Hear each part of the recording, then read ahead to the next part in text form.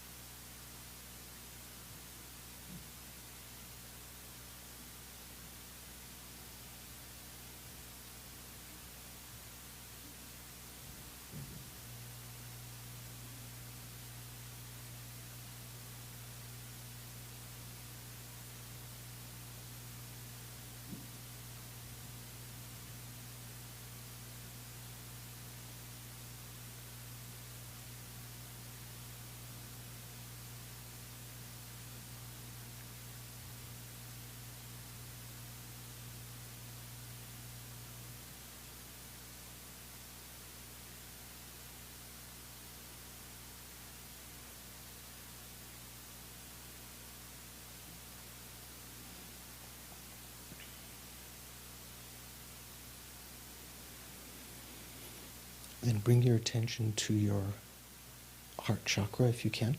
Sometimes in various practices, one way that we can help to do that is by imagining the guru in front, coming to the crown of our head and descending to our heart chakra, and bringing all of our attention there, just merging our mind with the guru omniscient mind.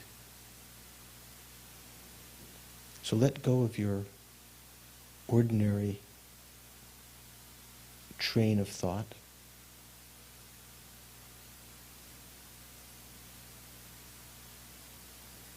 Just be with the consciousness itself and try to perceive its underlying feature of clear light, beyond, behind, as a substratum of all the thoughts and images that go through your mind. By not attending to those thoughts and discursive conversations, they will begin to subside and you can be left in that clear state.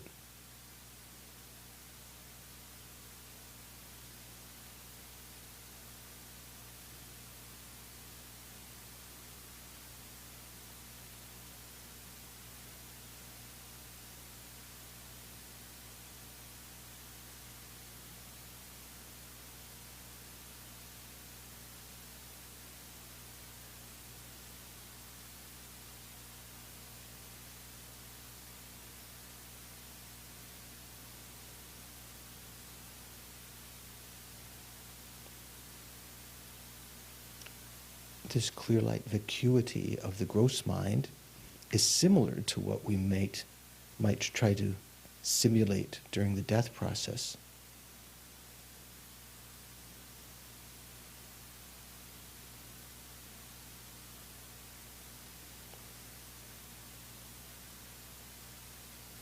Here, as none of the winds of the discursive thoughts have actually dissolved, there is the distinct possibility of different conceptual thoughts arising.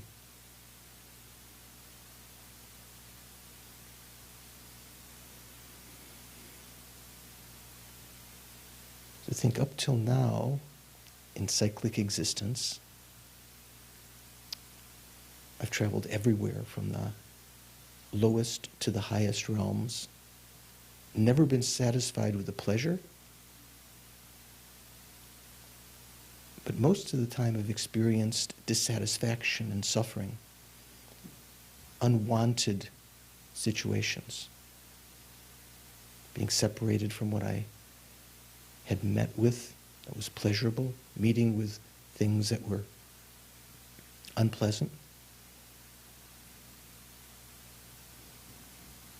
never finding what we want. But even the pleasures that we found in cyclic existence have only been of the nature of dissatisfaction, of suffering. Whatever contaminated phenomena that we experienced that brought us some relief that we called samsaric happiness, the happiness that we experienced was not real happiness. It always would change eventually. That samsaric contaminated happiness would always change into suffering, eventually. All living beings are exactly the same as us. Whatever personality we conceive of ourselves as, we cherish. The personality that we grasp to is generally a total illusion, like grasping to water in a mirage. All the sentient beings that have not yet realized emptiness are still under the grasp of ignorance that's conceiving that I to really exist, holding on to it, assenting to that appearance, and giving rise to their various personality traits, their anger, their attachment, their lust, their competitiveness, their desire, their depression. Never really finding any real happiness. All are mother sentient beings. Because this opportunity that we have right now is very rare and valuable, life of leisure and endowment, and because it's definitely finishing with every instant, I'm going to simulate the death evolution that I will have to experience sooner or later, so that I can prepare myself for that, recalling again and again the imminency of death so I don't waste this life, and to prepare for the time of death.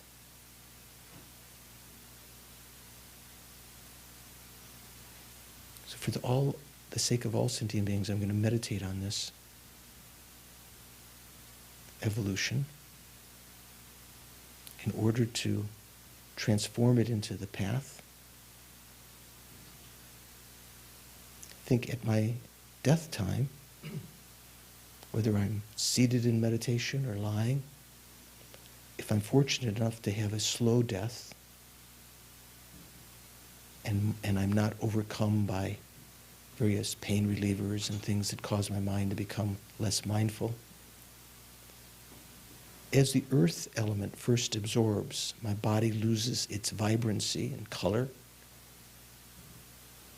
The skin looks more sunken and so forth. As the form aggregate absorbs, dissolves,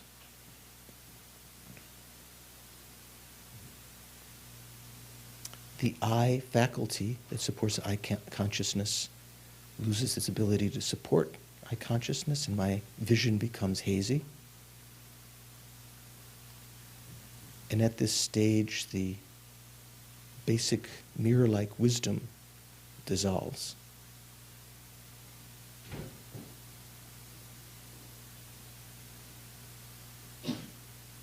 Inner sign to my mental consciousness is of a mirage-like vision. So whatever other thoughts are in your mental consciousness, through this training of letting go of them, one will notice still arising due to karma this appearance of wavering vision, like a mirage. I think, now the earth element is absorbing. Previously I was not yet entered into the final dissolution. Next, the water element will absorb, and I'll have the smoke-like vision. I'm definitely heading toward death when I must recall, at the time of the clear light, the mother clear light, the meaning of emptiness. So for that purpose, I'm going to meditate on emptiness now. Think the self, the appearance of the self, that instigates our grasping to it, instigates the innate self-grasping that conceives an I as though it really existed from its own self, from its own side. The appearance of this I is not the main problem. The main problem is my grasping to it, my believing in it, the ignorance that's grasping to it. The I that does exist is merely a name or concept I attribute to my body and mind. Carol or Jason or Pat, whatever name that we designate to our body and mind. That's the only I that does exist. Something very, very difficult to even imagine, almost rainbow-like, having no substantiality. If the I existed the way it's appearing to ignorance, as findable within the body and mind, it would have to be inherently one with the body or inherently other than the body. If it was one with the body, inherently one with the body and mind, the five aggregates, there would have to be many I's, as there are many aggregates. Or even if it was one aggregate inherently, it would have to have many parts because each of the aggregates has parts. If it was inherently other than the aggregates, such an I would have no relationship to the aggregates whatsoever, the way it appears being independent and inherently existing. So think, this I that my mind is grasping to, this I, is not, the I is not inherently existent, because the I that does exist is a dependent arising, merely imputed on the basis of a consciousness observing the five aggregates giving a name or concept to them.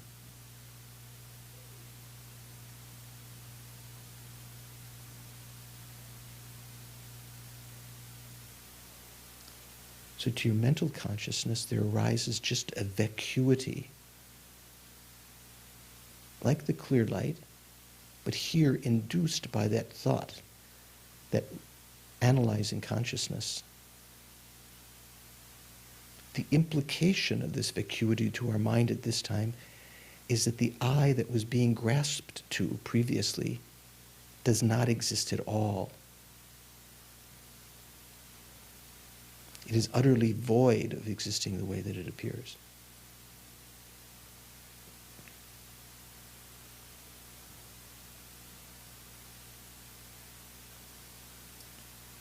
After some time, the water element begins to dissolve.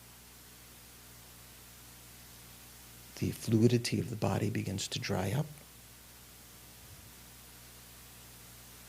Heat takes some ascendancy. The feeling aggregate, the ear faculty dissolves.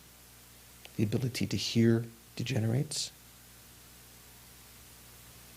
Mouth, nostrils, the lubrication of the eye become less, become dry.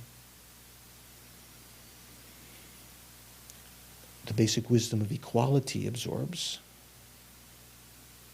And at my heart, imagining the mental consciousness there, experiencing now, due to karma, the appearance of smoke within a smoky room. Puffs of smoke. I think previously the earth element absorbed and I saw a mirage. Next, after this, the fire element will absorb and I will see a vision of fireflies or sparks. This is leading inexorably to the clear light of death. At that time, I must recall, have a recollection, a remembering consciousness of emptiness. I must unify or mix the sun clear light, the child clear light, with the mother clear light of death. So I'm going to meditate on emptiness again.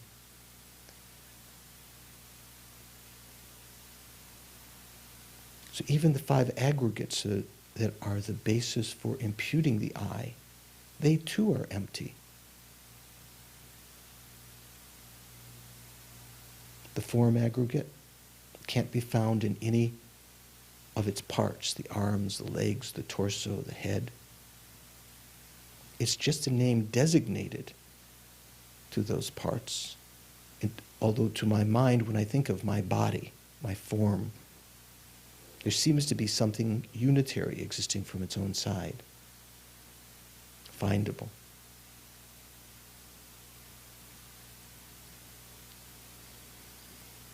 Each of the five aggregates are empty of inherent existence because they're dependent arisings.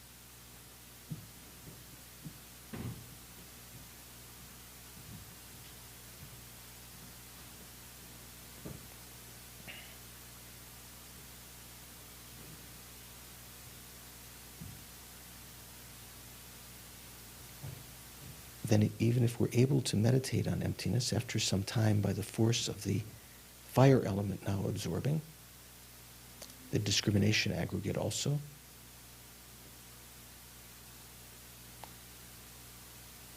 the nose faculty begins to dissolve, the heat of the body wanes, the digestion begins to stop,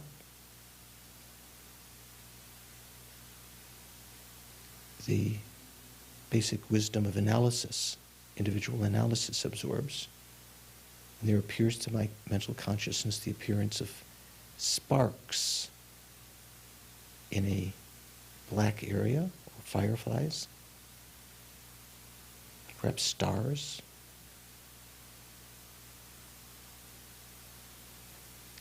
Think I'm getting closer to death. Previously the water element absorbed and I saw the smoke appearance, smoke-like appearance. After this firefly like experience, there will be the appearance of a dying butter lamp. I'm going toward death, the clear light of death. I must remember emptiness at that time.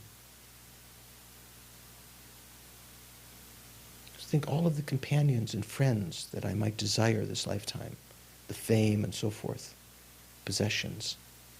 There's nothing to grasp onto. Nothing existed the way that our mind conceives now. That was the appearances of which gave rise to my attachment and loathing. None of them exist that way. All phenomena, friends, enemies, strangers, mountains, buildings, fences, all of them are mere dependent arisings. They're all empty of true existence because they're dependent arisings.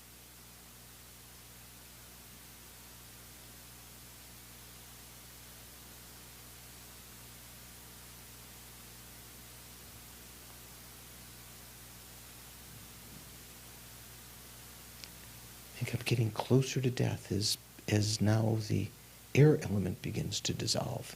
And again, my concentration is disturbed as the aggregate of compositional factors is absorbed, dissolves. The tongue faculty and the body faculty, the tongue begins to thicken, unable to utter any sounds. The breathing now stops. Although there may be at first, after the breathing stops, there may be a brief, small fluttering still within the heart. Even that begins to stop. But I'm still far from actual death. To my mental consciousness now, as the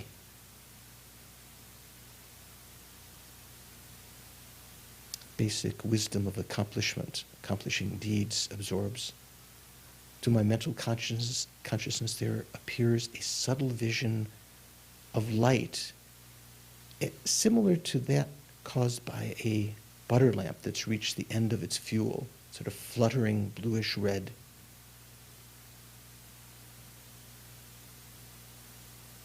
I think previously I experienced the fire-like vision as fire absorbed. Now I'm experiencing this butter lamp, dying butter lamp vision. Next will come the white clear appearance as more aggregates absorb. I must remember emptiness at the time of the mother clear light, the end of this life. So think all of the phenomena that appear to us and we grasp as having some kind of findable identity due to innate ignorance. The objects of conceived objects of that innate ignorance have no inherent existence whatsoever, because all the phenomena that do exist are mere dependent arisings, merely imputed as concepts upon these karmic appearances.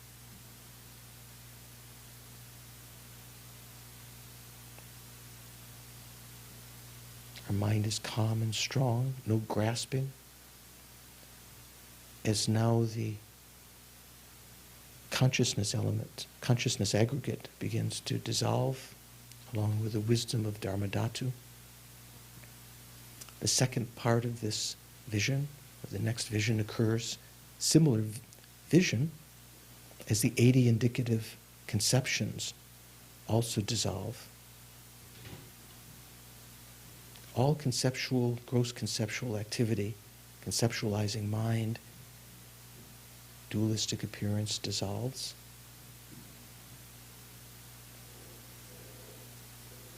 Then as the crown chakra opens, the white element descends. I have the appearance of a vast spaciousness, empty space, pervaded by the vibration of white light, similar to the vibration of the moon on a clear night.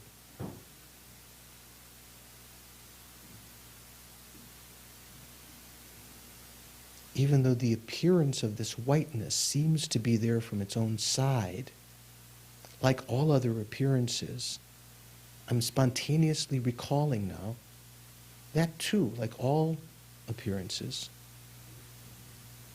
are empty of existing from their own side.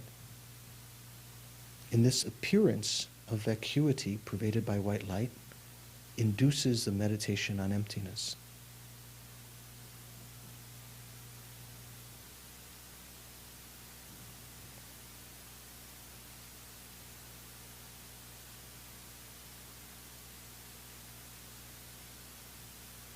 As the red element at the navel begins to ascend,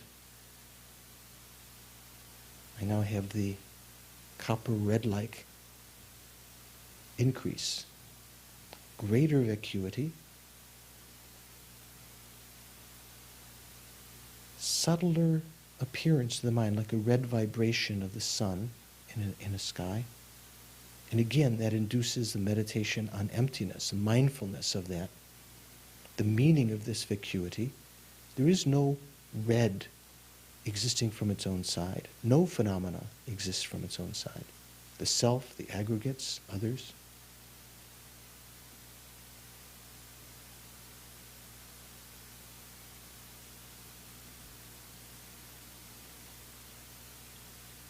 As these white and red drops meet at the heart chakra, encapsulating the indestructible drop at the heart, I have the first part of the black near attainment.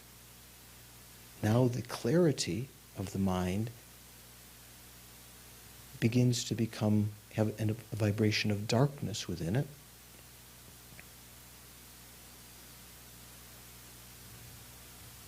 And due to the previous meditation on emptiness, the vacuity and this appearance induce the mindfulness of remembrance of emptiness.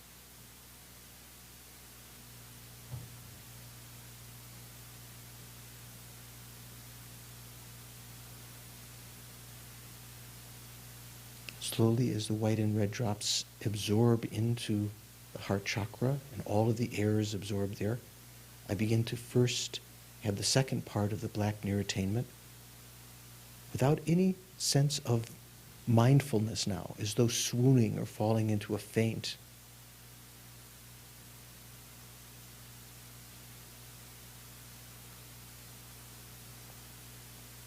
And then, as though at your heart chakra, very most subtle mind dawns, manifests, and what appears to it, Mother Clear Light, the objective Mother Clear Light, like a vast, spacious sky of clear light, as though at dawn, after the rains have taken all the dust from the sky, no clouds, without any color, as though no obstruction to perceiving, vast vacuity, no sense of an observer. And again, as this is the appearance of emptiness, due to the force of bringing the sun clear light to this point, our mind recalls the meaning of vacuity. The conceived object of innate ego grasping is empty, it's non-existent. All phenomena are mere dependent arisings.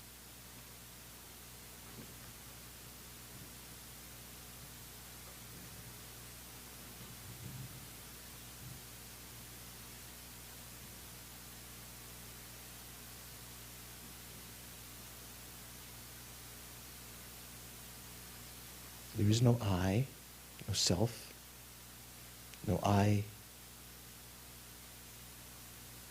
faculty and so forth, no aggregates, nothing to attain, nothing that is inherently unobtainable.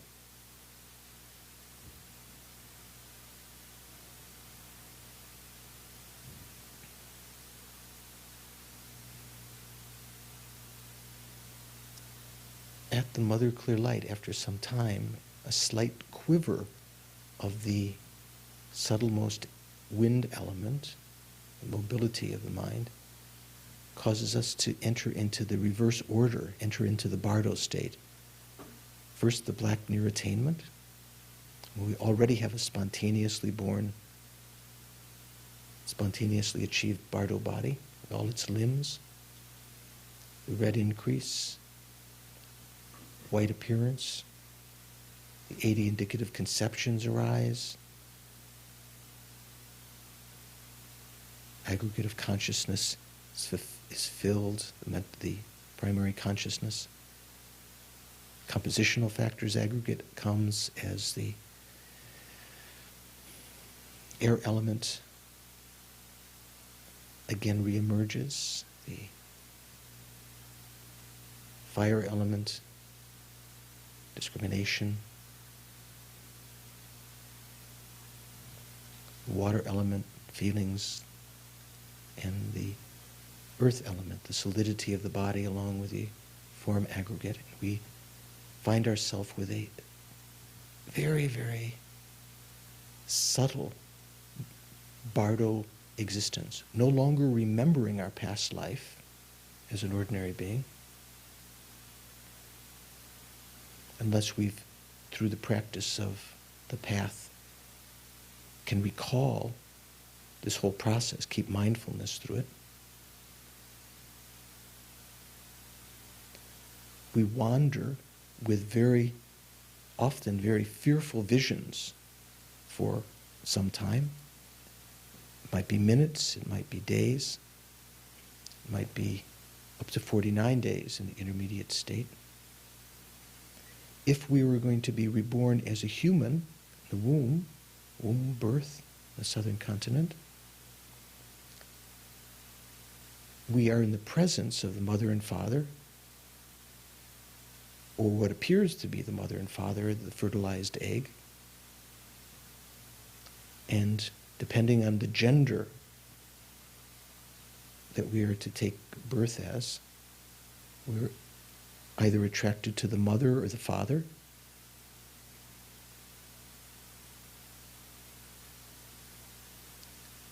Wanting to unify with them, to unite with them. We see only their, what seem to be the sexual organs. And our bardo existence ceases as we enter into the dissolution again, from dying from this bardo state up to the clear light of the bardo state. That clear light mind of the bardo entering into the, joining the fertilized egg. The reverse order, the black near attainment, is the first moment of birth.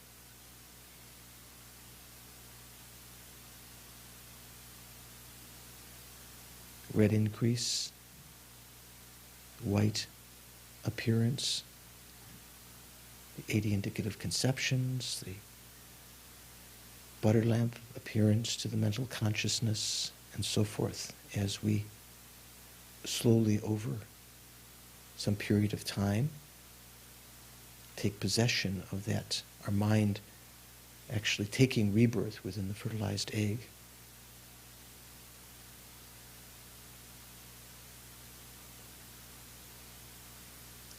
In order to purify these states, impure death, impure intermediate state, impure rebirth, through the practice of Highest Yoga Tantra, I'm going to participate in the class tonight to learn more about this subject, especially the taking of rebirth, so that I can quickly, through practicing this, achieve enlightenment, no longer being a burden to others, achieving the ultimate aim of myself and others.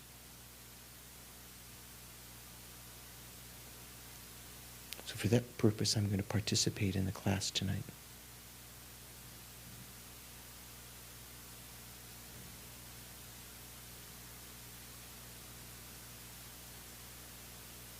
Then bring your attention back to the present.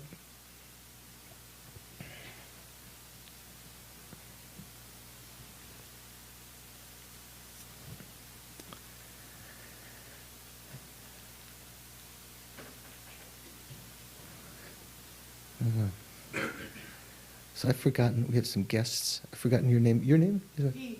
D. D's back there, and is it? Alita. Alita. Oh, that's right. So you can all have a cup of tea at tea break. Say hello. So, how are we doing? How's your meditation? How's your meditation? A little sleepy? Sleepy meditation?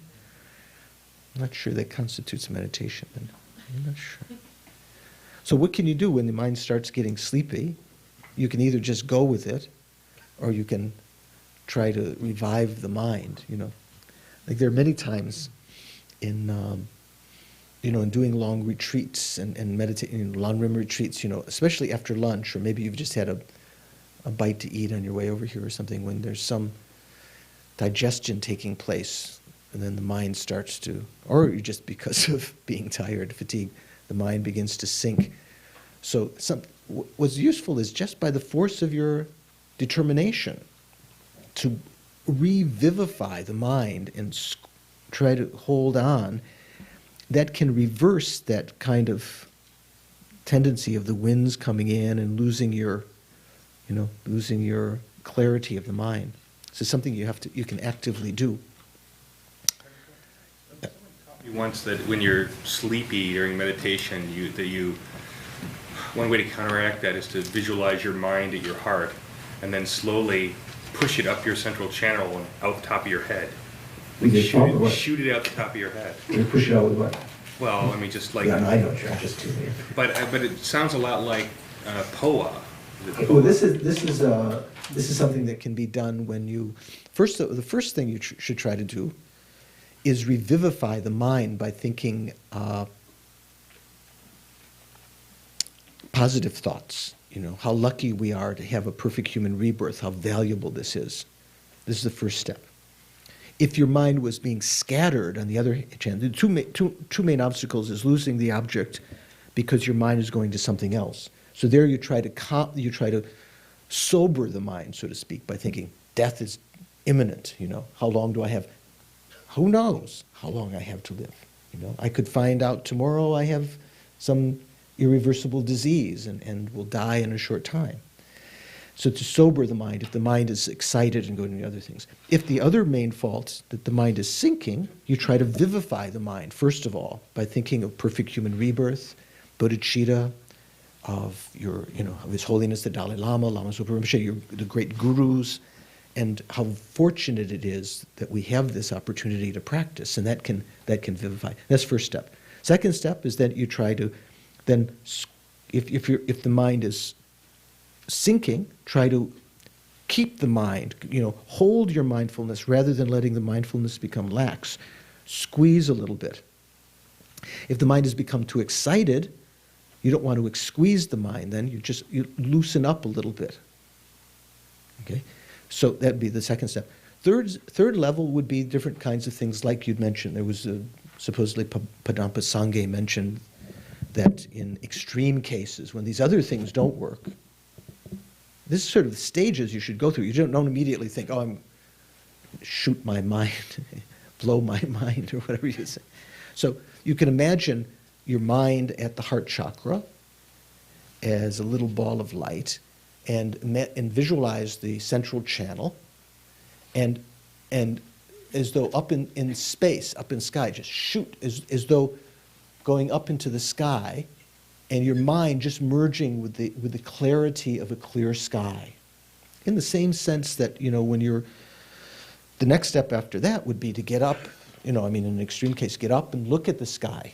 Go outside and, see distant vista and so forth to try to overcome the cloudiness of the mind. Of course, the other things you could do before that, other things to do is to take some water and to sprinkle on your face, or to open up so you have some air circulation around under your arms and so forth, to take off some of your garments so you're not so heated, because that's something that causes the mind to be sinking. So so this is kind of like last. I don't have to worry about injecting my consciousness into the next realm. No, I don't think so. You don't do it all the time anyway. You know, you should do these other things first. You should try to, first of all, vivify the mind through the meditation that you've done on perfect human rebirth and the benefits of bodhicitta and what an incredible opportunity we have to benefit sentient beings, to create karma and so forth. Then to squeeze a little bit, try to vivify the mind again and reverse this process of the sinking. And then, try to, cool, to waken the mind a little bit, to overcome the heat and so forth. And then you can do that. Then if all of that fails, then get up and walk around. If that fails too, then take a nap. Take a cold shower in the end.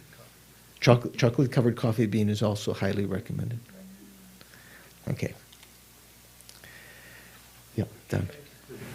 Point of clarification on the internal sign. Yep.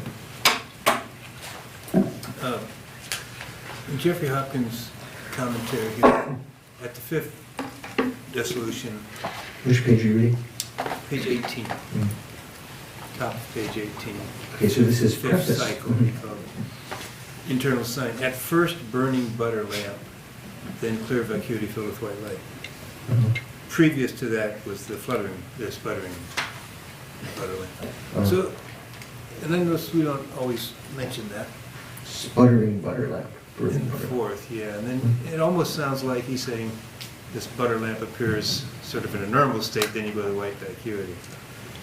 Is it? Pardon? When he says at first, in the fifth, the burning butter lamp, no, it doesn't say sputtering again. Does this butter lamp brighten up? Is there a restart to this? Perhaps you have to try your own experience. You tell me when you get to that point. I think it's sufficient at this point to try to just emulate, to simulate that. I don't think there's supposed to be that much difference. As the first during this vision of the butter lamp, there is not the butter lamp itself, but the light of a butter lamp which is dying, right? Sort of that bluish red. If you're in a room, if you've ever experienced that, or the end of a candle, no longer is it, like say for instance you were reading by candlelight. Have you ever done that? This is 20th century. And then, maybe you haven't. So at the end you're reading and then suddenly it's getting darker suddenly and then there's just still a little bit of glow from it, sputtering, So it's kind of like that light that's pervading the mind. And at that point the air element is absorbing, and then at the end of that process, as the air element has absorbed, the 80 indicative conceptions absorb. So I don't know if there's really a distinct change in the appearance. That's something that you'll have to find from your own experience as you do the completion stage. And you can tell us. Okay. Yeah? Okay, you'll be back. Again. Who said that? Patent or someone like that? Yeah. We were talking about how when you reverse the process and then become Reverse the process. go through the reverse process and become a bardo being, right? Yes. You reverse the stages and become a bardo being, and you're in the form of your, the previous state, or Right, prior state, previous Prior state. state. Right. Mm-hmm. That doesn't mean the previous life, it means, right. Right. Do you have a sex? Or if your state that you're about to incarnate in, the state whose form you're in is a human, you're in a small human form, but is it male or female? Or is it something in between? Always questions about sex. I don't know. No, I'm just joking. If he's going to become a male, is attracted to the female, etc. Yes. Well, that means theoretically it's already been determined what sex this is going to be. Right. Therefore, is that reflected in the form of the bardo being?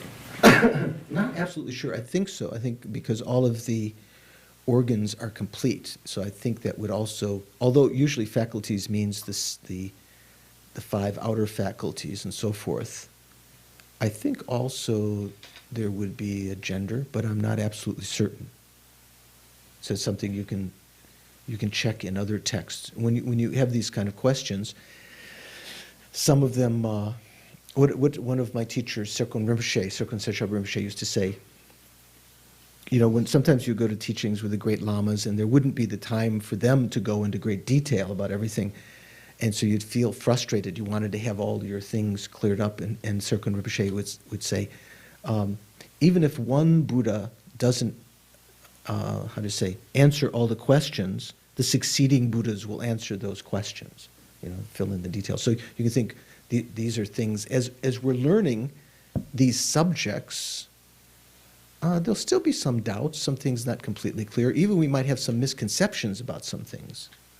But that forms a basis then when we hear the teachings again to be able to, you know, when we hear those teachings again, we'll have a firm sort of basis, foundation, and then we can start going in depth. We can ask these kind of questions to, you know, Kyrgyz Central Rinpoche or Rebirth Rinpoche or His Holiness or whatever when they teach these subjects again. So it's good to keep that in mind. I'm not absolutely certain. Maybe you can find the answer in some of the texts that have been translated into English. So I'll do a little searching, but I'm not sure. Okay. Maybe it says even in our text here, but I can't recall. Okay, so we're on this section now on taking rebirth, right? So you remember that sort of the orientation of all this is, in one sense, this kind of process, impure death, intermediate state, and rebirth, is something that can, meditating on this, can remind us of the inevitability of death and prepare us, you know, to energize us to take advantage of this perfect human rebirth from sort of the meditation of the Lan Rim.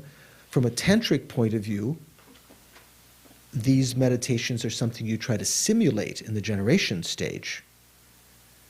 Do you know what I mean by simulate? You imagine them, because you can't actually cause the heirs in the generation stage to enter into the central channel. You can't actually cause these visions to actually dawn in the same way they will in the completion stage, when you have very good concentration and through various exercises, you can cause the heirs to enter into the central channel and actually experience these visions, not just through the force of imagination.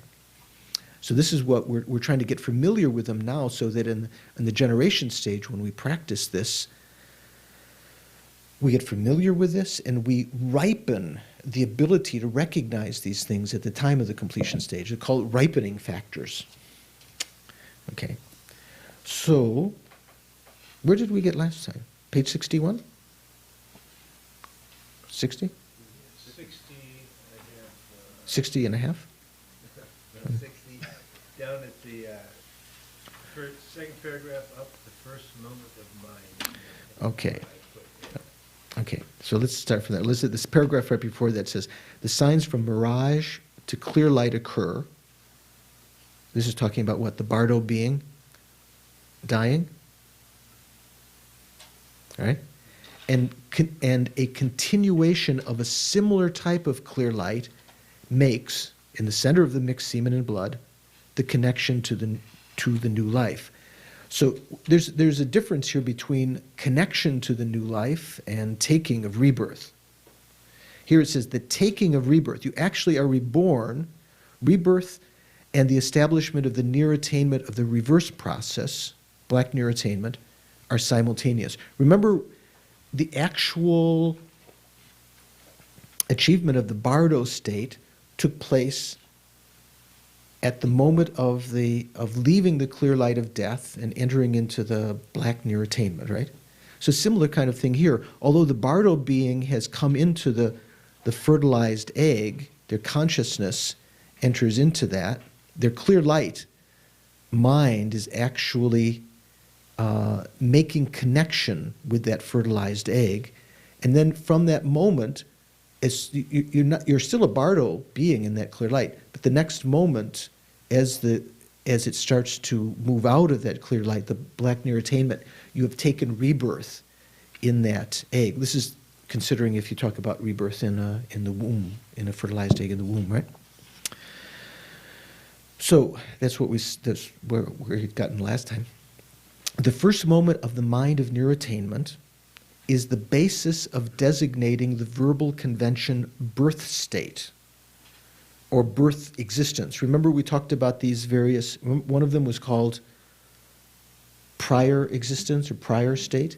So the first instant here The first moment of the mind of black near attainment, when it just calls near attainment, that means the black near attainment, is the basis of designating the verbal convention, the name, birth state. It is the mind of initial connection to the new life in the birthplace. From that, the second and following moments of near attainment are produced, and from that increase, from that appearance, that means the red increase, white appearance, from appearance, from the white appearance, the 80 indicative conceptions all come together, remember? And as well as the winds that act as their mounts. So there's just one moment that's actually called birth existence. That's the first moment after exiting from the clear light into that fertilized egg. The next moment after that, and all the succeeding moments until the next death, are called the prior existence, the prior state. Remember when we talked about that? Where was that? Where it talked about the different states or existences. Because that was in the section in the Bardo, right? On page 55. Talked about birth state. Or the word here he's translating as state is actually si. Like we say bar si, it would be the Bardo existence or Bardo state. Sipa can mean not just state, but also existence. So the birth state is the first moment of connecting to the new life. The prior state, as Frank was talking about before, is existence from the moment after connecting to the new life until the death state. And then the death state is existence during the last period of death or at the time of experiencing the clear light of death. So that clear light is the death existence. Then there's the Bardo, the Barsi. Okay? So those would be the states that always are alternating. Okay? Is there any time when you don't go through all four of those states in passing from one life to another? Good student. Nancy, good student.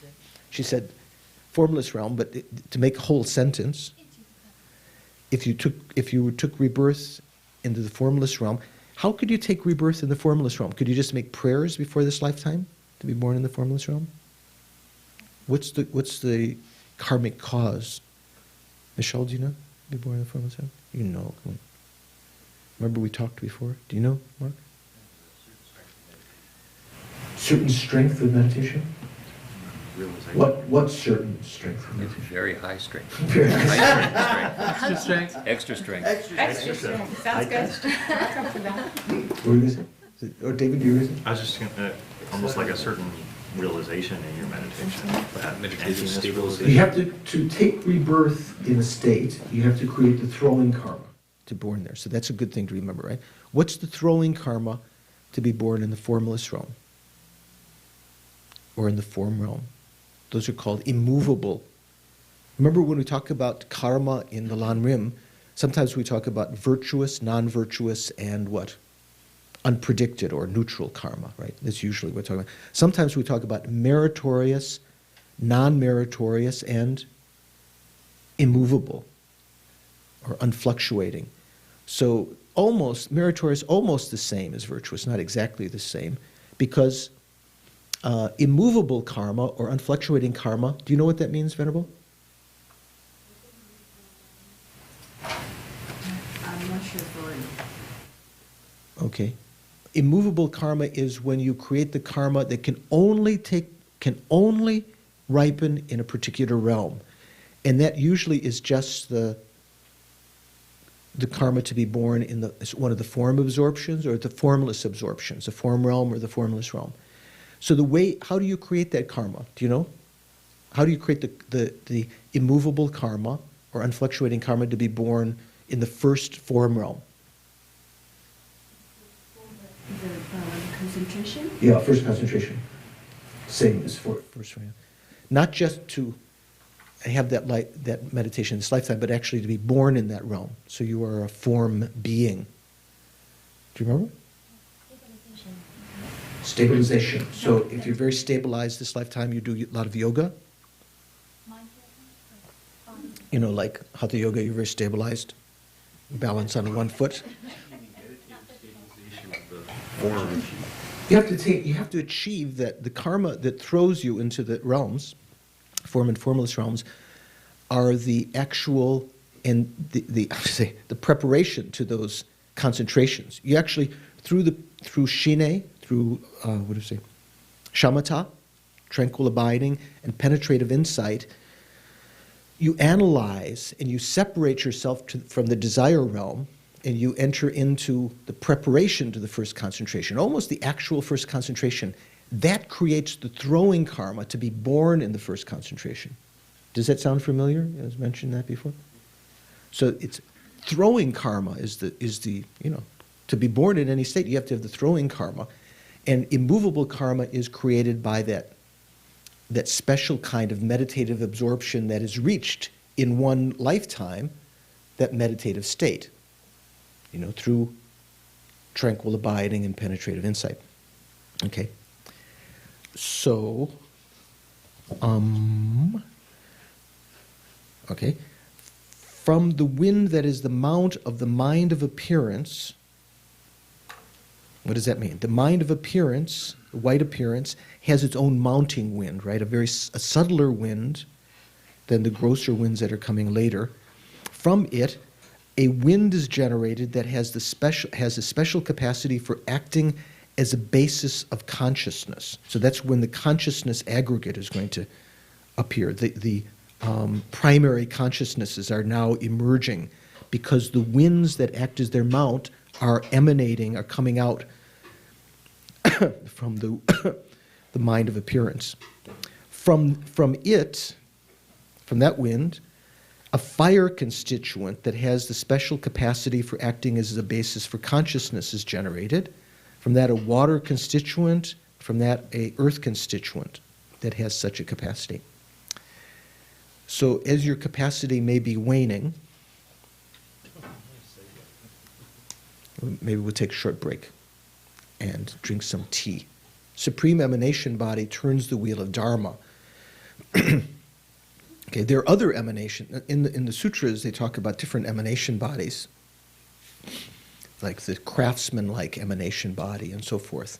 But there are other emanations of Buddha that aren't called emanation body, but are emanations of Buddha that can appear in the world. They appear as impure, but the emanation body actually appears to be, have these 80 minor signs, 32 major marks, and takes the aspect of achieving enlightenment that lifetime, although the bodhisattvas recognize that's just an act for the sake of the disciples, right?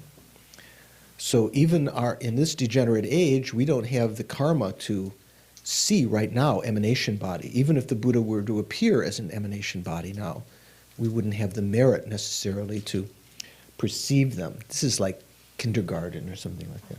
Okay. See how guilty he looks? Yeah. You have to do it behind your back. Question, where can we find a list of the 80 signs and 32 marks? Lots of different places. You can find in Jeffrey Hopkins' Meditation on Emptiness, a lot of different books. In the Uttara Tantra it mentions, if you have the root text of that. Buddha explained that in many contexts, and then it's explained in many commentaries. Okay, Abhisamaya Alamkara is one of the places that the Ornament of Clear Realization is one of the places it comes. Okay, so we're going to begin now, again. Frank, you had a question? I do. My question is, if Buddha emanates 5 emanations, what mind stream is in those 5 emanations? Is there one mind stream of that Buddha existent in all these emanations, or does each emanation have its own mind stream, but somehow it's influenced by the Buddha's mind stream? If you're talking about actual Buddha's emanation, it's all, the Buddha emanates not just 5, but numberless emanations. So that's beyond our thought. Somehow the Buddha knows spontaneously, and all of those mind streams, what appear to ordinary beings in observing the person's behavior, we think they have some mind stream. All of that is just an emanation of the Buddha's mind. It's kind of beyond conception. No other being's mind stream in there. So, Generally, no. This is like, he was, I can just see in kindergarten, he just wasn't, he just had to open up the bubble gum. They wouldn't let me in. Yeah. Some Buddhists are just here to teach basics. Right. If you talk about tulkus who may not actually be Buddhas yet, they can, they said this, like for instance, the Kensei Rinpoches sometimes have 5, in Tantra they say sometimes the lamas have 5 emanations, one corresponding to the body, one to the speech, one to the mind, one to the qualities or knowledge, yondin, guna, and one to the enlightened activities, so corresponding 5 aggregates, each having some kind of distinct personality. All of them could be present in the world. Like, remember the movie by Bertolucci, Little Buddha? So there were supposedly the 3 little children were supposed to be all, at the end, emanations of the one mind stream. So that's kind of from that flavor, because one of the Kensei Rinpoches was the assistant to Bertolucci in that movie and sort of brought that up. But that's not general kind of, in the Hinayana we wouldn't, the Hinayana wouldn't accept that, I don't think, and it's not the usual kind of thing that we talk about, but in general that can happen.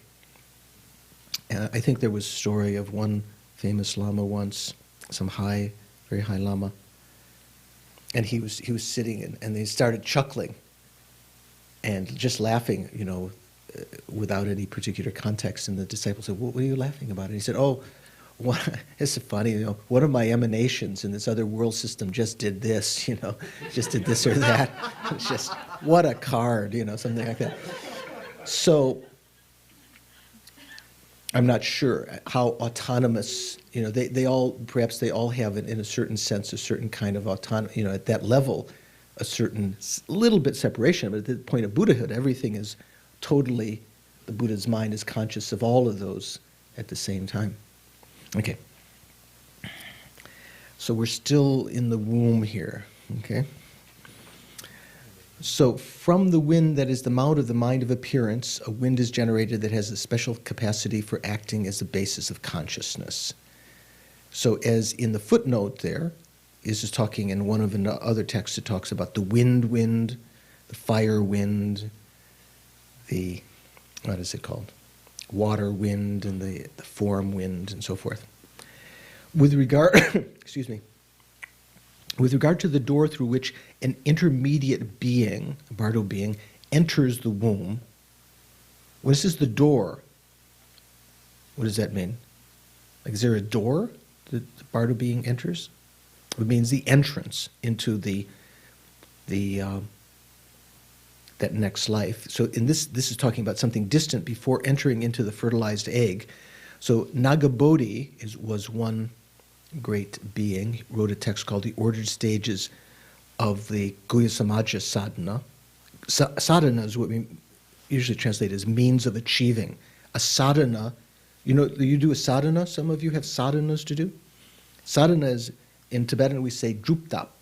It means the means of achieving that deity. So achieving means getting closer to it or actually actualizing that state. So sadhana is in a sense a practice through which you accumulate merit and wisdom, and you actualize that deity or achieve that deity.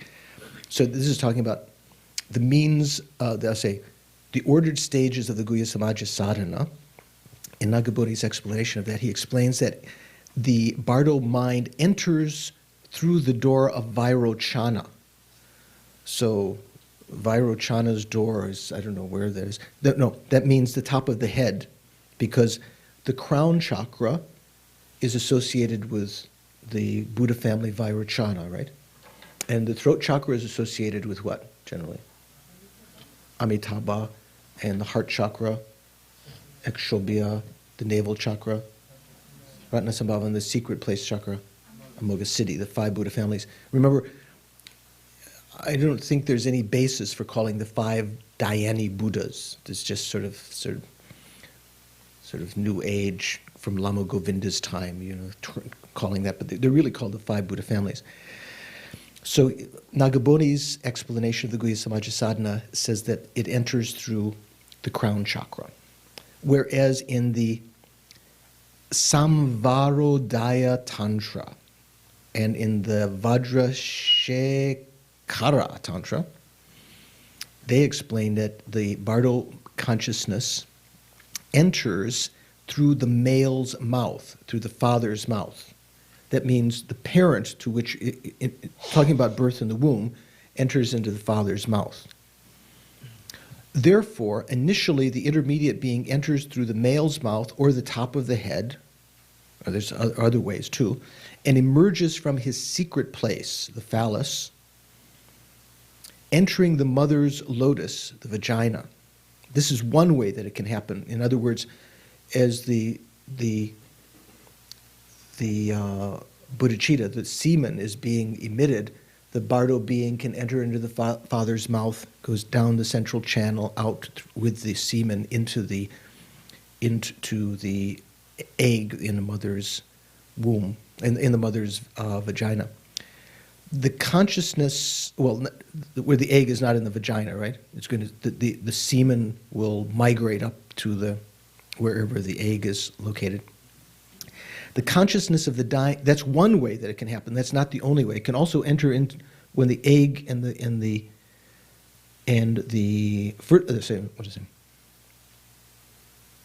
the semen and the egg are already together. The consciousness of the dying intermediate being makes connection to the new life in the middle of the semen and blood. That means the fertilized egg. Here, talking about blood is referring to the egg. Also, since Vasubandhu's commentary to the Abhidharma Kosha, his auto-commentary, explains that the Bardo being enters through the door of the mother's womb. Because it said that in the sutras, therefore it should be understood that there are 3 doors of entry to the womb: the male's mouth, the top of the male's head, and the door to the female's womb. However, it can enter other ways too, because as we know, it is possible to have children born in vitro, and so maybe it just enters right into that fertilized egg, even if it's not in the womb. This presentation has been given in accordance with the mode of entry of a human intermediate being. What's a human intermediate being? Is that wrong? What does it mean, a human intermediate being? Will be human? Right, and already has that sort of shape, sign of being a human, who is to be reborn in a womb. This is what this little explanation is about, that. However, since in general an intermediate being is unobstructable, it is very, very subtle, right? It does not need a hole or a doorway for a door of entry. It doesn't have to go through the crown aperture or through the mouth. If the father keeps his mouth shut, the Bardo being can't get in. It's not like that. It won't get pregnant. Close your mouth. Put your hand on top of your head and it won't get. That's not going to, because the Bardo being just goes through anyway. It's the same thing. It sounds a little Catholic. So remember when we talked about the mind, when the mind exits, it could exit from the navel or from various orifices of the body. It didn't mean that it had to. It had to go through a hole, an orifice. It's just that if it did go through those locations, the Buddha prophesized, explained that indicated it would be born in various realms. For Vasubandhu's commentary on the Abhidharma Kosha, the Treasury of Knowledge, says that it is well known that organisms are found inside a mass of iron that has been split apart. Also, sentient beings exist in very hard rocks and stones that have no openings. So what's he talking about here? Does that make any sense? Who can explain that? Carrie, what do you think that means?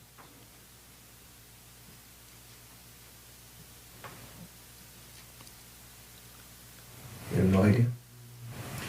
You Well, I don't remember think, you mean, or what? Well, I remember seeing Leo on the DVD was talking about how they had found bacteria inside of iron ore, but I don't know if that relates with this.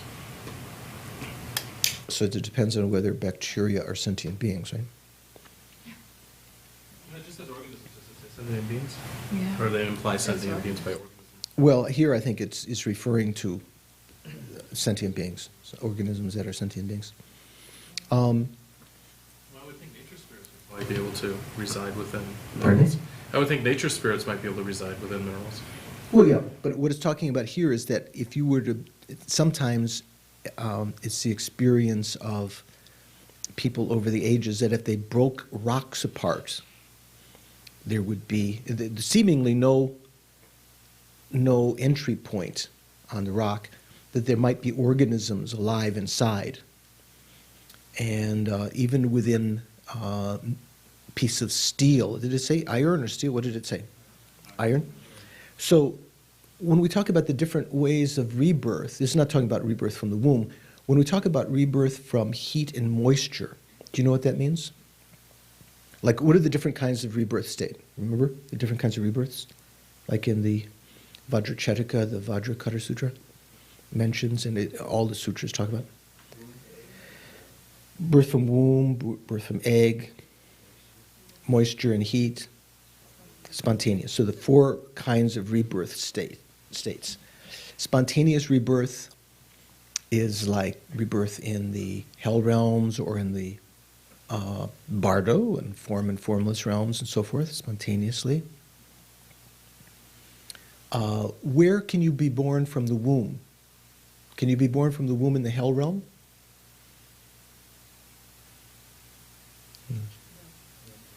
Can the hell mother have a baby? No. In general, it's hell births are spontaneous births. How about Preta realm?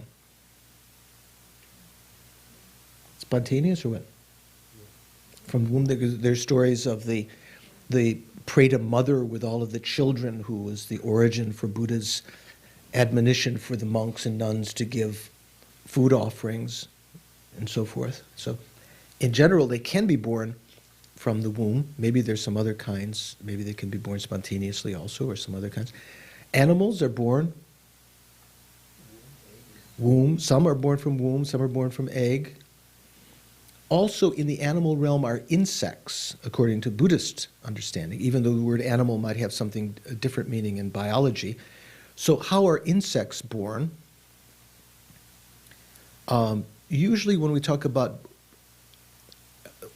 animals being rebirth from heat and moisture, it's referring to the kind of thing where I think eggs are deposited, and after a long, long period of time, they lay dormant. They might actually be fertilized eggs, but they lay dormant until the right conditions of heat and moisture occur, like when? Mayflies in the springtime or something like that.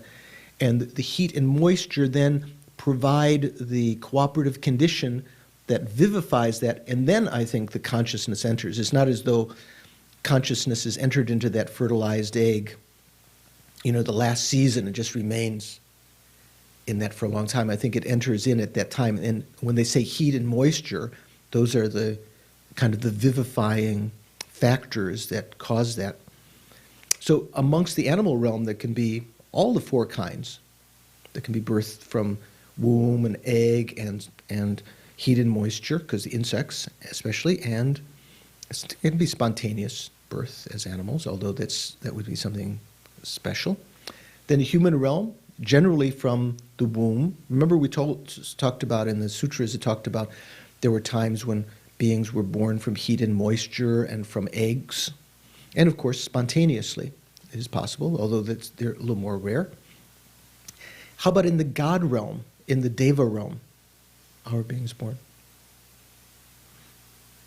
The Devas of the desire realm, or let's say the Devas and the Asuras. Pardon? Are they born spontaneously or from the womb? It probably says in Abhidharma Kosha. I can't remember. I think they're born. They can be born both ways, spontaneously and from the womb. And in the form and formless realms, they're just born spontaneously. They're not born from the womb or heat and moisture or from eggs. Okay? So, what was the context here? Yeah. Oh, so the iron. So, say for instance, if there is something that has been deposited, even in clay, and that's been compressed and then later becomes rock-like, there could be some spores and other things that are in that. And it depends on whether it's actually sentient being or not. But certainly, if it is a sentient being, consciousness can enter into heart through, because the Bardo beings are unobstructable, and they don't find any obstruction from metal and stone and so forth. If there is some fertilized egg, such as something that is going to depend on heat and moisture within there, that can enter into that. Also, okay, that's one kind of meaning, because the lamas tell many stories about things like that, stones being broken open and there's some organism inside that. Also, sometimes a being can be born within stone. We talked about this before, right? In a wall. Remember that there are stories in the sutras that in the time of the Buddha, some of the monks that might have felt some urgency to urinate, right? You know, and they didn't get far enough away, and they peed on the wall of the monastery. Due to that karma, they could be born in the wall. So that in a sense, they have their mental consciousness. It's not as though every wall is a sentient being, right? But they can have the karma to be born in a wall. They could even have the karma to be born in a tree, and that's not to say every tree is a sentient being. It doesn't mean that in general the tree is a sentient being, but there's a sentient being who's inhabiting that tree, maybe participating, maybe the form aggregate of that being is the form of the tree. But the tree in general doesn't have a consciousness.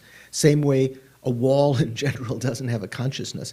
But someone could be born in that. And so the consciousness entering into that is not obstructed by the wall or the wood or whatever. So I think that's what's being gotten at here, that the beings can be born in very dense kind of places like that. So then, development of the body in the womb. So again, this is talking about womb rebirth. This would not, if you talk about spontaneous rebirth, all the limbs would be actualized altogether at one time, spontaneously, and so forth. In an egg, there would be a slightly different kind of evolution. The Sutra on Teaching to Nanda on Entry to the Womb, so this is one of the sutras, explains that the womb is below the mother's stomach and above the end of her large intestine. That almost sounds archaic. Who's medically adroit here? Where's mother's womb anatomically? Lower pelvis. With relationship to the intestine, it's not part of the intestinal tract or the stomach, right? Almost sounds, one might get the impression that this is saying that it's between, what does it say, the stomach and the large intestine. I think what it means is vertically it's at that location. It doesn't mean that it's right in, obviously the womb is not at that location, right? The large intestine is. That's the anus. So maybe they're saying it's below the stomach and above the... Well, I think the end of the large, there's two ends of the large intestine, right? What comes first, large intestine after the stomach? Large intestine or the small intestine? Small intestine comes first. Okay, so I think somewhere in that region the womb is. Initially, the oval-shaped fetus is covered on the outside by something like the cream on top of boiled milk. I guess this is kind of the observation of yogis who observe this. But it is very runny inside. Inside it is very runny. So There's something at the oval-shaped fetus, the first stage has a very thin membrane and still very liquidy inside. From this point, gross physical aggregates are established. Thus, the subtle and gross bodies that last until death are achieved from the constituents of the four elements. Okay? The earth wind, which causes holding, like when we talk about the different elements, earth, sometimes people think, oh, this is kind of like medieval. The Buddhists still believe in this kind of medieval, the four elements, the earth element, water element, fire element. Is there someone who thought that? You're looking over there like, I thought you were looking over there. It's like someone is, you thought that. Actually, there's a lot of meaning to it, because the earth element the meaning of the earth element is the solidity, the ability to sustain. Here it's talking about the wind, which supports the earth element, causes holding or upholding. The water wind, the wind that supports the water element, causes cohesion.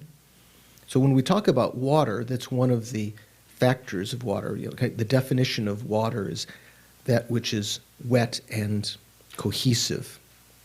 The fire wind causes maturation, ripening, and non-putrefaction. And the wind causes development. When the oval-shaped fetus has passed 7 days, so they're calling the first stage the oval-shaped, a new wind is produced, and due to the maturation that occurs by means of it, the change that is brought about by this new wind that is arising at that time, the fetus becomes viscous both outside and inside, like yogurt, but has not become flesh. So first it's said that the inside, this kind of oval shape, the inside is very runny, the outside has a very thin membrane, and slowly the whole thing has a kind of equal consistency, like a blob of, a little piece of yogurt, drop of yogurt, but is not yet fleshy. When another 7 days pass, a new wind is produced, and through maturation due to it, the fetus becomes fleshy, but cannot withstand pressure. So you'd go from a stage where it's only viscous on the outside to viscous all through, to somewhat having a consistency of flesh, but not yet able to sustain any kind of pressure. If you press, it will give. After another 7 days, it hardens due to maturation by a new wind. Each of these stages is brought about as from the subtlemost mind and wind, other winds are emanating from it. The same way that, we talked about the dissolution of winds. So this is talking about the evolution of winds, these gross winds in the womb, in the embryo. So now it hardens due to the maturation of another wind. The flesh is now hard and can bear pressure. How many stages is that? 4. When this in turn has passed 7 days due to maturation by a new wind, the fetus develops legs and arms, in this sense, that there are 5 sort of things that are sticking out, 5 protuberances. There are signs of 2 thighs, so what will eventually turn into the legs, 2 shoulders, which will eventually give rise to the arms, and the head stand out clearly. How many? There's 5, right? So it's not talking about 5 protuberances. So the torso is not considered one of these things that's sticking out. That's what they're sticking out from, the little fetus. They stand out clearly. In Nagabodhi's ordered stages of the Guhya Samaja Sadhana, these are called the 5 states in the womb. Okay? So Vasubandhu's commentary to the Abhidharma Kosha is an auto-commentary, because there's other people who wrote commentaries to his own Abhidharma Kosha. There were 2 famous Kadampa Geshis. I was just talking to Jampa Yignan down in Australia, who translates at Chenrezig Institute. He's been translating Chimzu, the commentary by Chim Jampeyang, who was from a region in Tibet called Chimbo, I think, or Chimbu. And there was another one, Chim Losang Drak, who was actually gave the name, who was the Lama who gave the name to Losang Drakpa, to Lama Tsongkhapa. So it was tomorrow is Lama Tsongkhapa Day here. And so they were Tibetans who wrote very extensive commentaries to Abhidharma Kosha, so even more extensive than Vasubandhu's own commentary. So if you ever had a chance to study Abhidharma Kosha, besides the auto commentary by Vasubandhu, there's other commentaries, other lamas, Indians wrote commentaries also, but the Tibetans wrote several commentaries. So, but in Vasubandhu's commentary, and in the Sutra of Teaching to Nanda on entry to the womb, they switched the order of the names for the first two of the 5 stages. So what would the first two? The first one was kind of called oval-like, right? What was the second one? Pardon? Kind of viscous, yeah. So it calls viscous an oval shape. So not a big difference. It still has the same meaning, whereas Asanga's actuality of the levels reverses the first two, as was done in this explanation. So this had oval and then viscous. However, it is said that except for there being different orders in the designation of names, terminology, there's no contradiction in the meaning. Still just giving different names to them. During the 4th week, the white and red drops, what white and red drops are those? From the father and mother's regenerative fluids, they divide into refined and unrefined portions. From the white arises 3 internal treasuries obtained from the father. So from the white portion of the drop that came from the father, there is going to come the regenerative fluid, the semen, the marrow, and the bone. This is talking about, obviously, in birth as a male. When it says regenerative fluid, I'm not sure if that means in a woman that also gives rise. I don't think that means it gives rise to the eggs and so forth. From the red drops arise the 3 external treasuries obtained from the mother: flesh, skin, and blood. The place in the semen and blood where the consciousness initially enters later becomes the heart. Does that mean the heart chakra or the physical heart? Do you know, Venerable? Pardon? Physical heart, not the heart chakra. Not sure. Okay. It could be the physical heart. So the place in the semen and blood where the consciousness initially enters becomes the heart. In it, there is a mass the size of a white mustard seed, or bigger than that, maybe a small pea, which is a composite of 4 factors. So what are they? The very subtle mind and wind and mind, those are 2 of them, and the essences of semen and blood. So those are right where say this is the fertilized egg. I have some on the right. Here's the egg. Here's the semen. So the place where the consciousness enters has some of the red element, some of the white element, and has the subtle mind and wind. So there are 4 factors there. With that in its middle, the central channel and the right and left channels that each encircle it 3 times are formed. So at first, it's at this point that that subtle substance in the place where the subtle mind entered, because that's going to be a very, very small location, it's that's going to be eventually the heart chakra, right? So from that, the central channel begins to form, and the right and left channels around it that encircle it 3 times.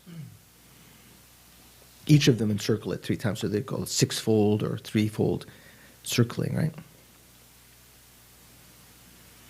Then, through the force of the upward moving wind being generated upward, it causes the right and left channels and the central channel to extend upward, and the downward voiding wind going downward, that causes the central channel and the 2 side channels around it to extend downward. So you start to get an elongation from the heart chakra. So at first you have those 3 channels, the central channel and the right and left channels. The top and bottom of the body at this point are thin, and the middle is bulbous, like the shape of a fish. Then gradually the 5 protuberances occur, and after them the 5 limbs. First they're just protuberances, and then they actually form not just the shoulder, but actually the arms and so forth, the fingers, the hair, the nails, the body hair, etc. The physical sense powers are produced after that. So at first you don't have eye sense consciousness, right? Until the eye sense powers, eye faculty is produced. So that doesn't take place until some time. But you do have, like when we talk about the 12 links, first you have name and form, right? What comes after name and form? The next link in the 12 links? The 6 faculties. So it's then, actually the first of those 6 faculties will take place immediately. There'll be the mental faculty, because there'll be some mental consciousness existing. But the eye consciousness won't arise until the eye faculty arises, which is sometime when the embryo is being grown. The physical sense powers, the male or female organ, the breath wind that moves through the mouth, so that doesn't start up immediately, but after some time. The 8 sources of speech, which include the tongue and the palate and so forth. And the mindfulness, which is the movement of the mental consciousness to objects. All of these arise in complete form, gradually like this. If the child which has developed that way in the womb is a boy, he dwells crouching in the mother's right side, on the mother's right side, and facing backwards toward her backbone. Is that what Western science says? No? What does it say? No? What do we say? The sex of the fetus has, as far as I know, no relationship to positional changes or... Really? I thought they could tell from, I thought that was the lore also in Europe also, that you could tell the gender of the child by if it was facing forward or backwards, no? Babies move around a lot. Yeah, okay. You know from experience, right? Okay, this is something you can check whether this is has some correspondence in scientific fact. I would be very surprised with all these other subtle things that are known that this didn't correspond to what we could observe in the West.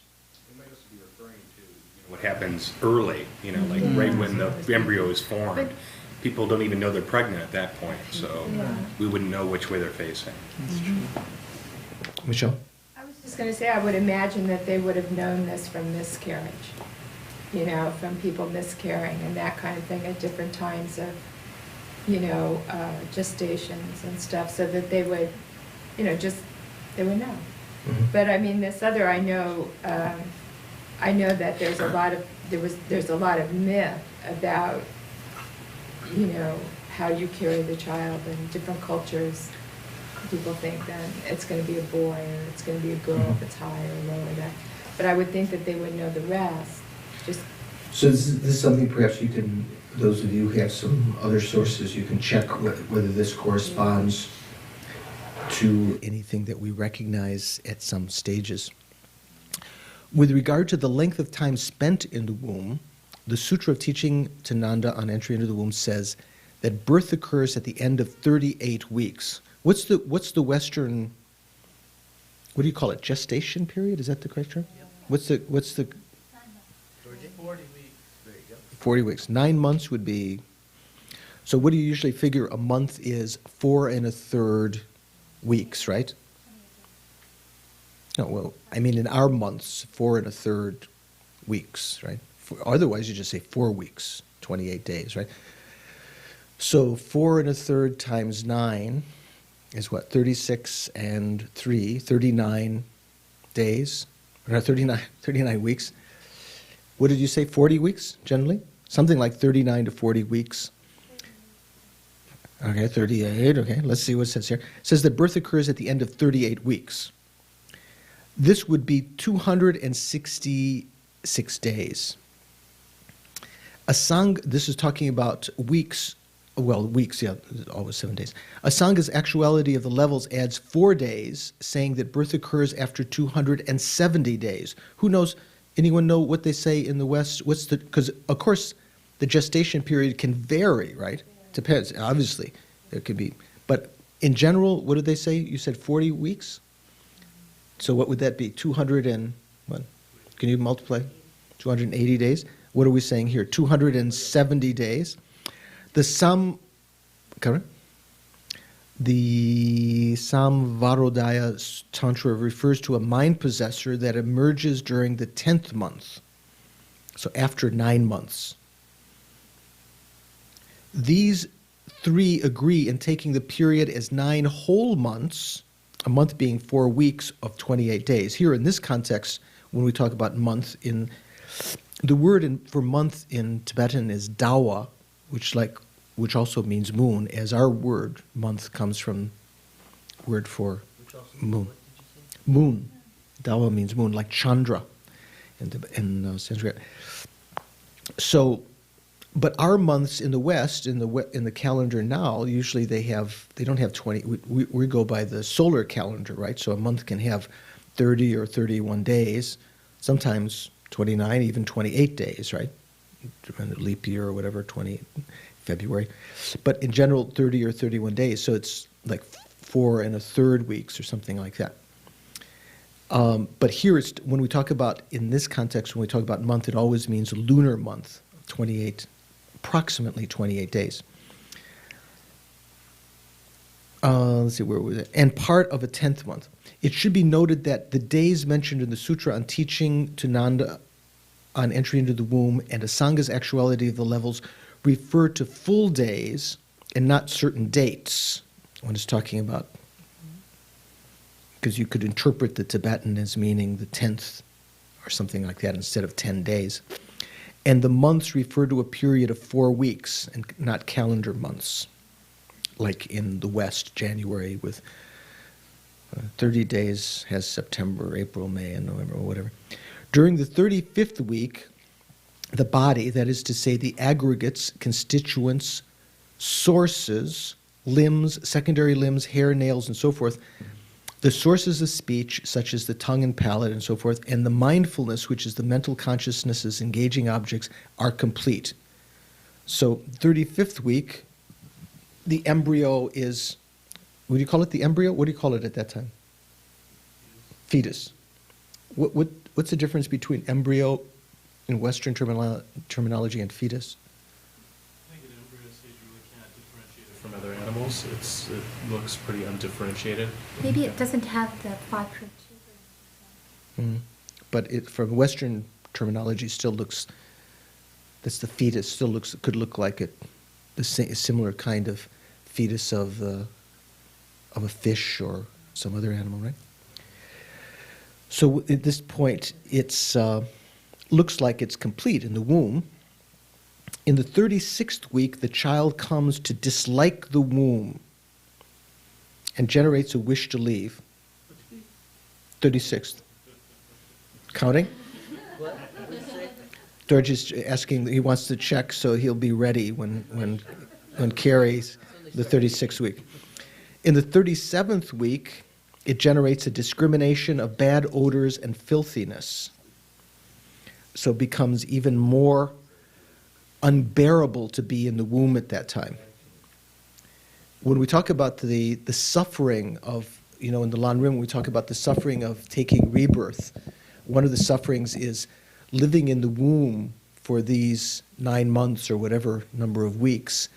And Geshe Darge used to say, you shouldn't think of it as some romantic thing. The child is so happy there, especially at the last periods here, because the sense of smell and odor are such that it finds it very repulsive. The odors in the womb, not nice. Geshe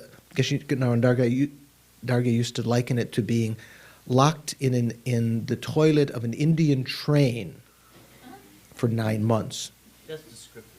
So, what the Indian train is sort of like shaking, mother's walking, and every time the baby is being shaken around. And, if you've ever been in an Indian train's toilet, not that the train has its own, you know what I mean, the toilet in the train.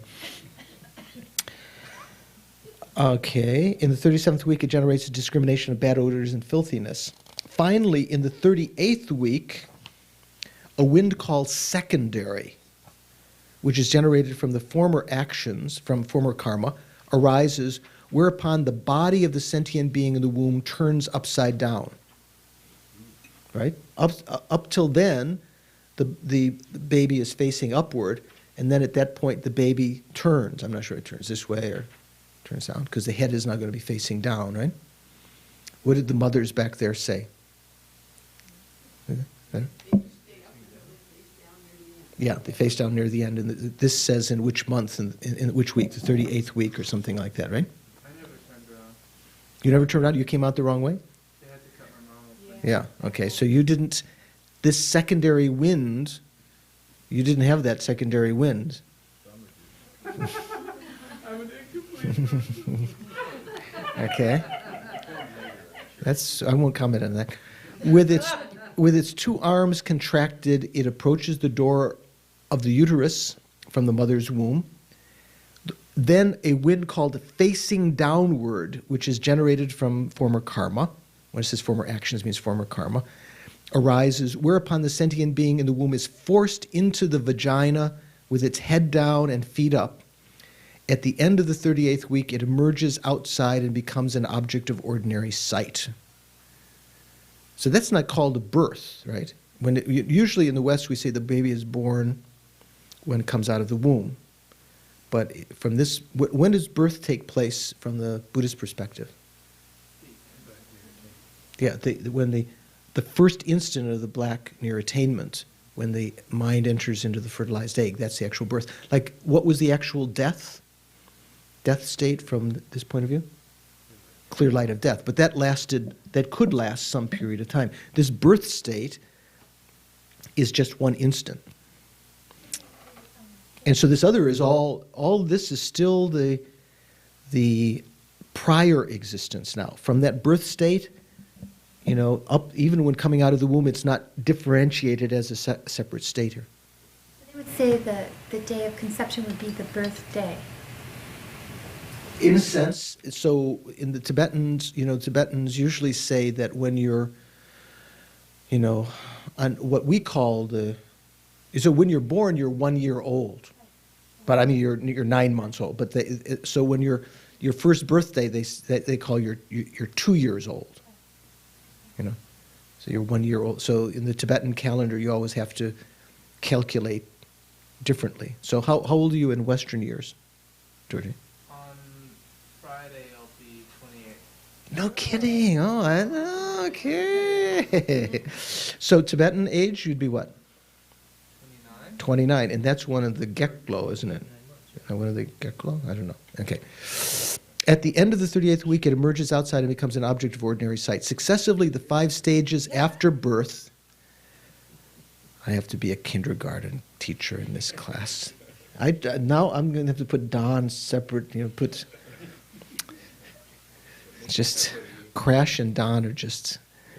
Successively, the 5 stages after birth, childhood, youth, adulthood, middle age, and old age occur.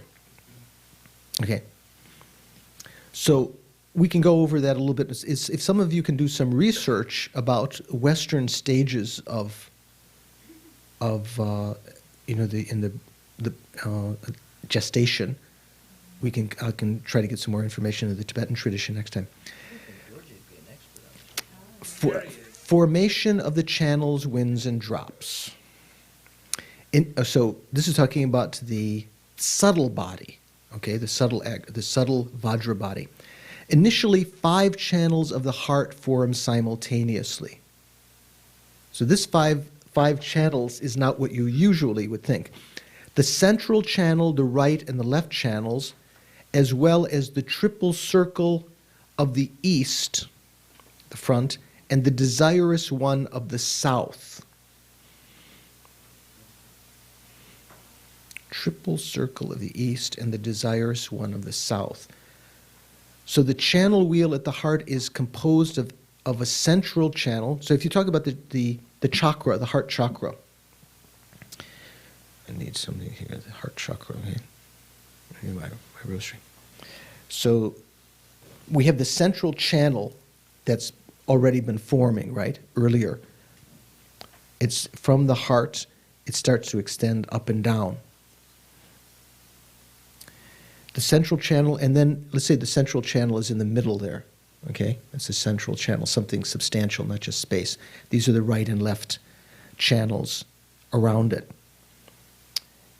around which are 8 petals or spokes, 4 in the cardinal directions and 4 in the intermediate directions. These are not what are being referred to here, not all of them.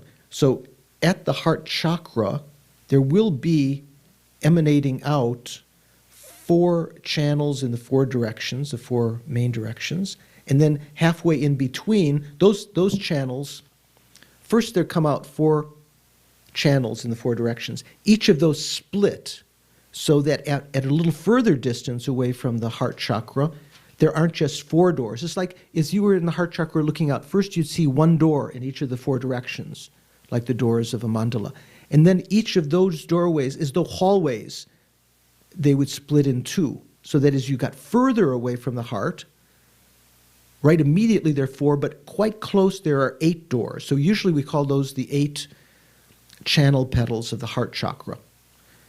Initially there's 4, but very quickly turning into 8. So let's say at the throat chakra, how many petals are there at the throat chakra? 16. It still starts with 4. They split into 8, but very quickly, quicker than at the heart, there are 16 like hallways coming out. So if you, Kapchen Trijang Rinpoche drew pictures of these kind of nadis for some of our teachers, you can actually, and you see in various texts like that. So in all of the chakras, initially there are 4 doors, each of them split into 2, then those split into 2, and so forth.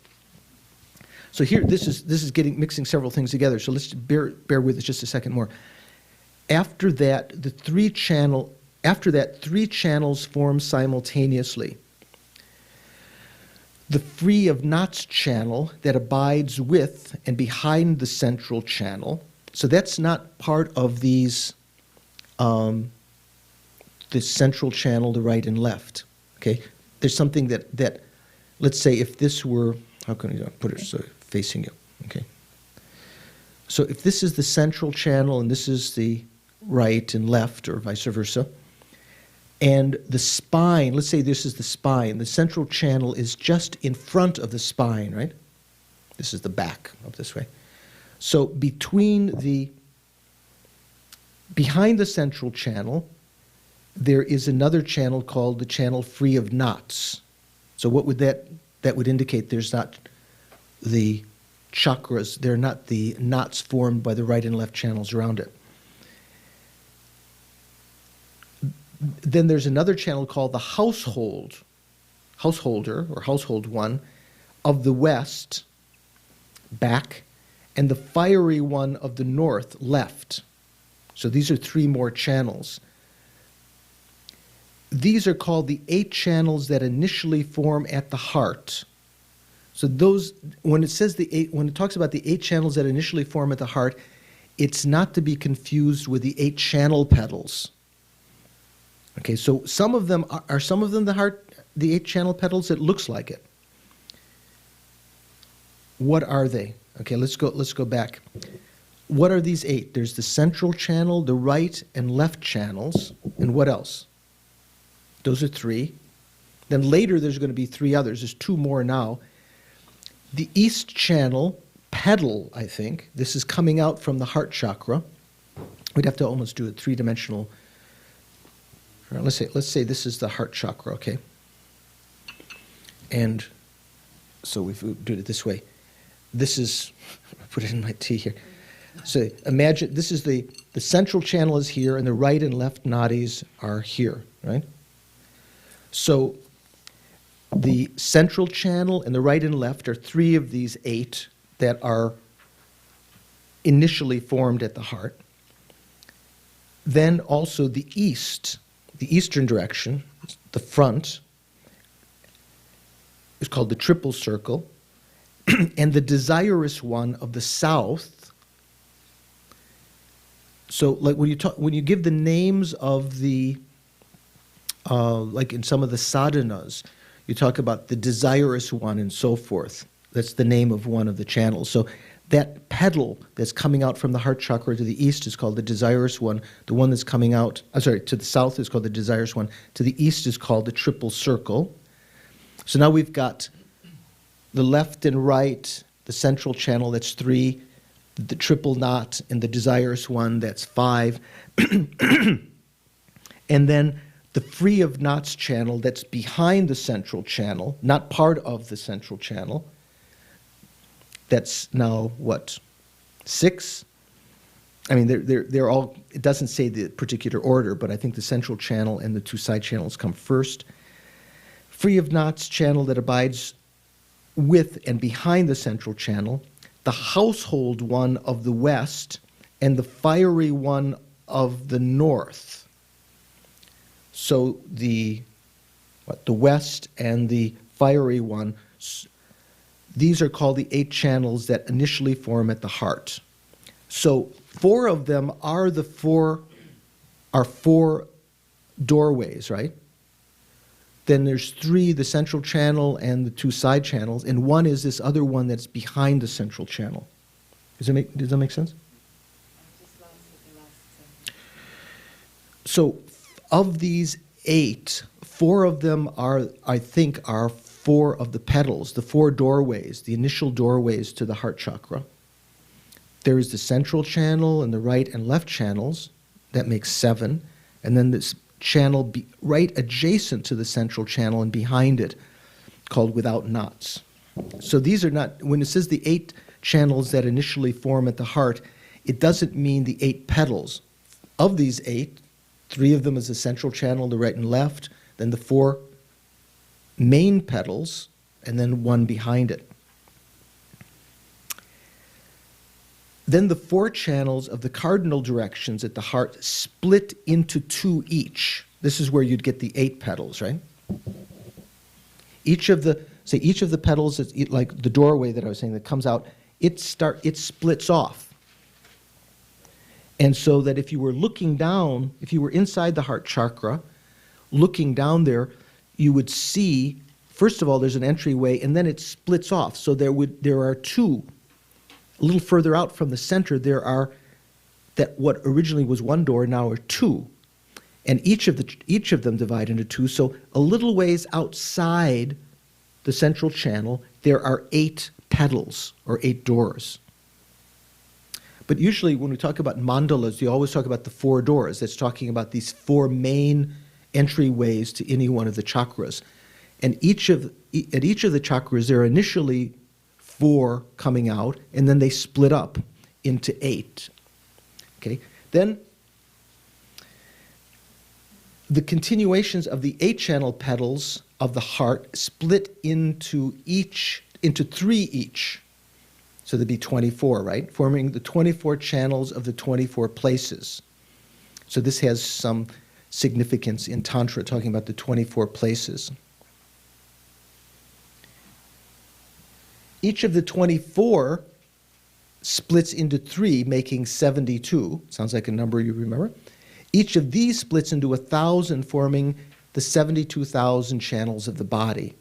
So all of the 72,000 channels of the body, all of the nadis, eventually come back to the heart chakra. Okay?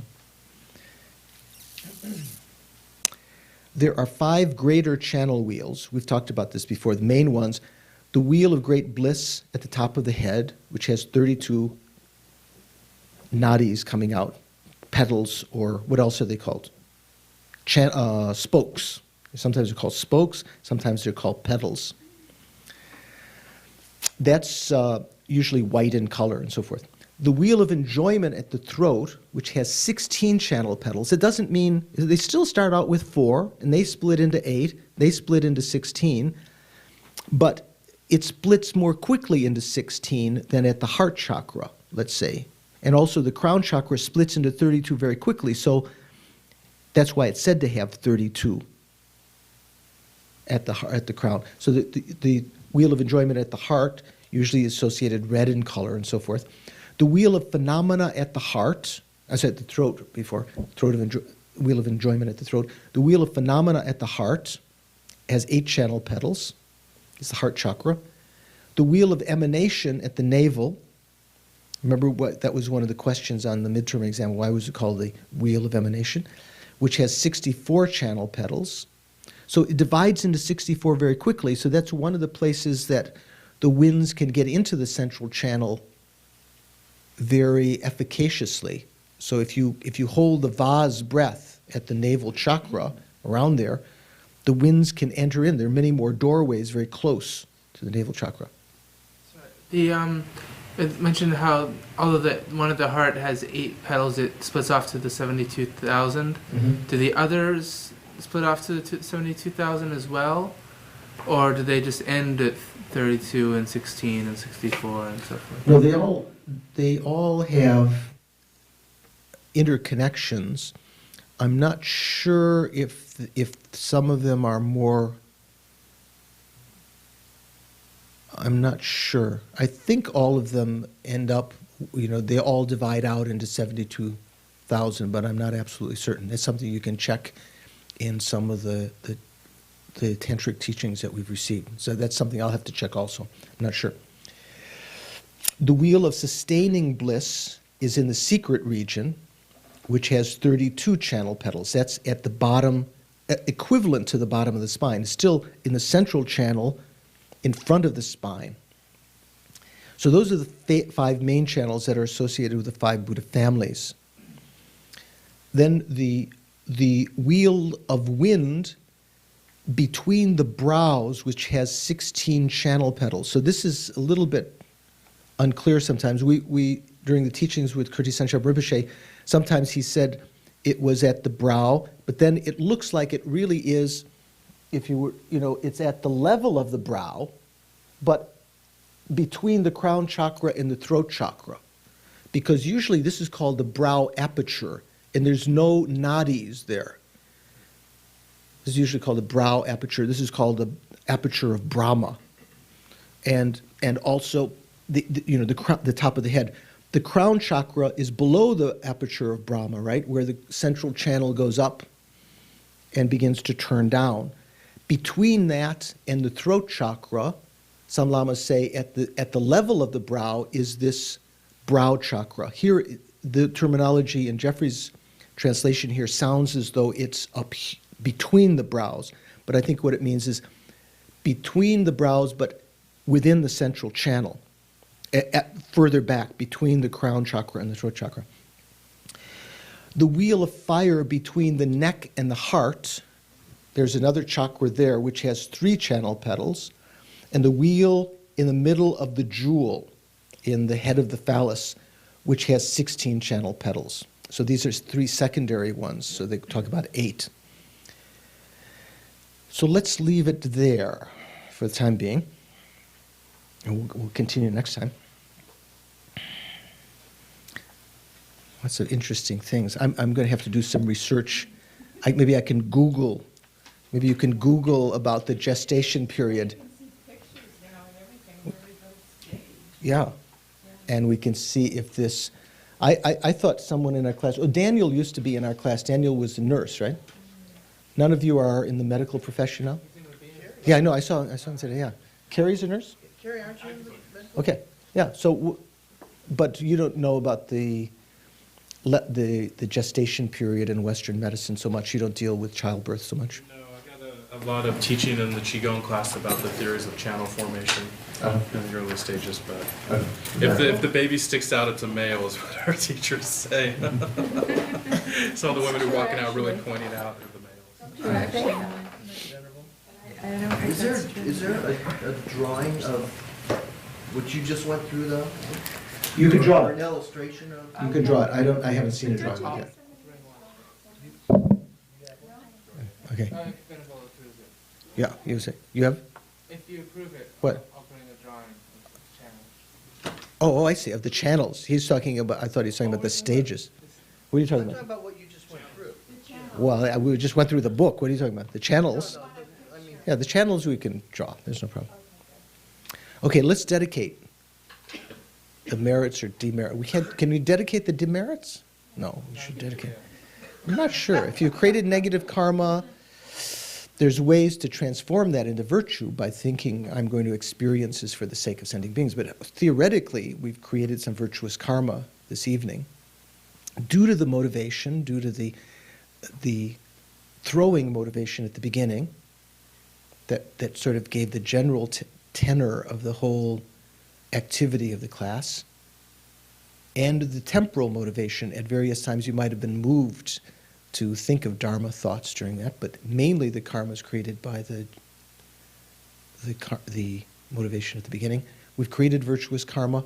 Let's dedicate that, make a firm aspiration that ripen in a very distant goal so that it is not exhausted in just samsaric goals along the way. Due to this karma, may I quickly attain the state of Guru Shakyamuni Buddha, Guru Vajradhara in the tantric sense, so that I can effortlessly and spontaneously lead all mother sentient beings out of suffering into everlasting blissful happiness as a result of these merits.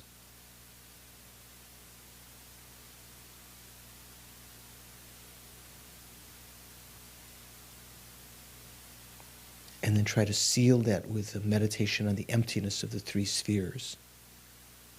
The recollection of emptiness, there is no merits inherently existing, there's no goals inherently existing to be dedicated toward, there's no active dedication or dedicator.